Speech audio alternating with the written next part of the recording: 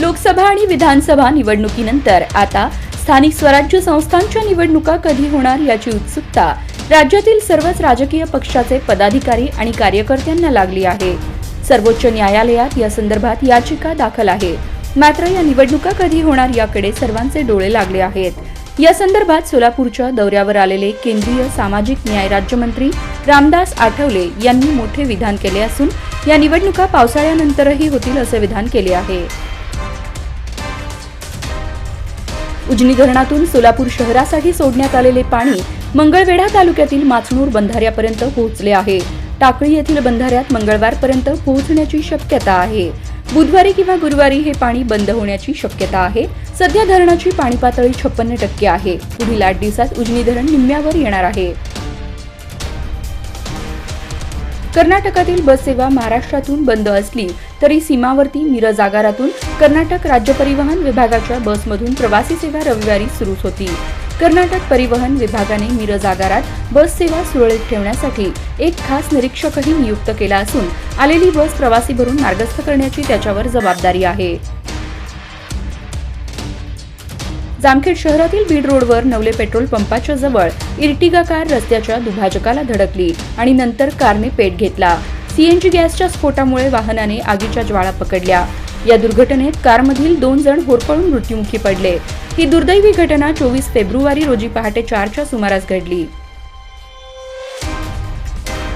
माचणूरहून बेगमपूर येथे सायकलवरून क्लाससाठी निघालेली विद्यार्थिनी संरक्षण कठडा नसलेल्या भीमा नदी पुलावरून अचानक तोल जाऊन खाली पाण्यात पडली, परंतु तिचे धाडसी प्रयत्न व स्थानिक युवकांनी दाखवलेली तत्परता यामुळे ती सुखरूप बाहेर निघाली। आकांक्षा नवनाथ सावंतराव वय 16 राहणार माचणूर तालुका मंगळवेढा असे या धाडसी विद्यार्थिनीचे नाव आहे। ही घटना रविवारी दिनांक 21 रोजी सकाळी 6 वाजताच्या सुमारास बेगमपूर माचणूर दरम्यान नदी पुलावर घडली। अंगणवाडी सेविका व मदतनीस कर्मचाऱ्यांच्या सेवानिवृत्तीचे वय 65 वर्षे आहे। त्यांना निवृत्तीनंतर दरमहा 3000 रुपयांपर्यंत पेन्शन देण्याचा प्रस्ताव विचाराधीन आहे। 2025-26 या आर्थिक वर्षापासून त्याची अंमलबजावणी व्हावी या मागणीसाठी 3 मार्चला राज्यातील सुमारे 1 लाख अंगणवाडी सेविका मदतनीस महिला मुंबईच्या आझाद मैदानावर मोर्चा काढणार आहेत। राज्य परिवहन विभागाने सर्व वाहनांवर हाय सिक्युरिटी रजिस्ट्रेशन प्लेट बसवण्याचे निर्देश दिले आहेत। सर्व वाहनांवर आता हाय सिक्युरिटी रजिस्ट्रेशन नंबर प्लेट बसवणे अनिवार्य असणार आहे। त्यामुळे ज्या वाहनधारकांनी अजूनही HSRP नंबर प्लेट बसवली नाही त्यांना बसवावी लागणार आहे। 31 मार्च 2025 पर्यंत ही प्रक्रिया पूर्ण करावी लागणार आहे, अन्यथा तुमच्याकडून 10,000 रुपये दंड आकारला जाणार आहे।